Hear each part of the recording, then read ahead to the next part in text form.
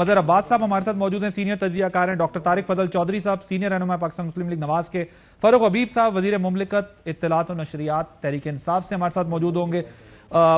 मजहर साहब, अस्सलाम वालेकुम सर।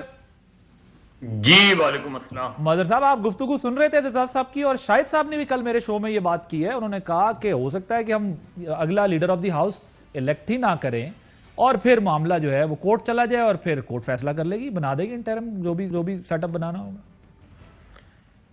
शुक्रिया आदिल। देखिए, पहली चीज तो ये कि एतजाज साहब मेरे लिए बहुत ही काबिल एहतराम है, मैं ज़ाहिर उनकी बहुत कदर करता हूँ, लेकिन मेरे ख्याल में उनका एक पर्सनल वेनम मुझे नजर आता है अगेंस्ट PMLN, और ये बियॉन्ड पीपल्स पार्टी नजर आता है।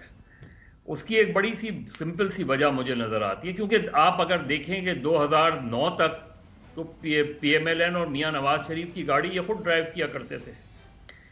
2009 में तो लॉन्ग मार्च में सबसे आगे यही नजर आते थे ना, मियां नवाज शरीफ के साथ। तो ऐसा क्या हुआ कि आपको याद होगा कि 2014 में जब कौमी असम्बली में इनके और चौधरी निसार के खिलाफ एक दूसरे के खिलाफ ये खड़े हो गए थे और एतजाज साहब ने जितनी तकरीर की थी, तो इस चीज को मैं बड़ी तलाश करने की कोशिश कर रहा हूं कि ऐसी क्या बात हुई है कि जिसकी बिना पे इतना ज्यादा वेनम मुझे नजर आता है पॉलिटिकल। मुझे आप बताएं कि people's party vote of no confidence लाना क्यों चाहती थी, क्यों लाना चाहे, क्यों आए vote of no confidence against the government, against prime minister. ठीक है, ये एक आईनी रास्ता है, मौजूद है आईनी रास्ता, लेकिन इसकी जरूरत क्यों महसूस कर रहे हैं आप?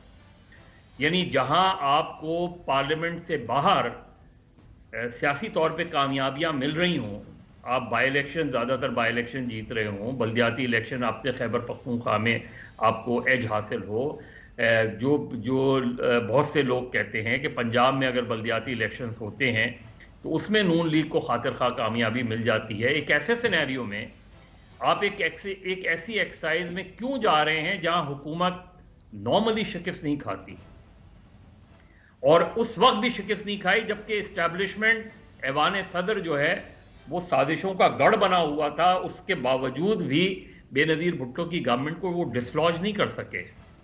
तो आज का सिनेरियो तो बहुत मुख्तलिफ है। तो इस एक्सरसाइज में आपको जाने की क्या जरूरत है, जब आपने देख लिया 3.5 साल में जहां आपकी मेजॉरिटी है सेनेट के अंदर, वहां आप कोई कामयाबी हासिल नहीं कर सके। तो मुझे तो ये एक्सरसाइज इन फ्यूटिलिटी लगती है, या गवर्नमेंट को प्रेशर में डालने की वो है। और गवर्नमेंट का भी कमाल है वैसे, यानी एक ऐसी सिचुएशंस में जहां गवर्नमेंट सिचुएशंस को स्टेबल करती है, वहां गवर्नमेंट कर क्या रही है? इंटीरियर मिनिस्टर आपका कहता है कि 50 दिन अहम है। भाई क्या होगा 50 दिन, क्यों अहम है? और अगर अहम है तो ये कहने की क्या जरूरत है आपको?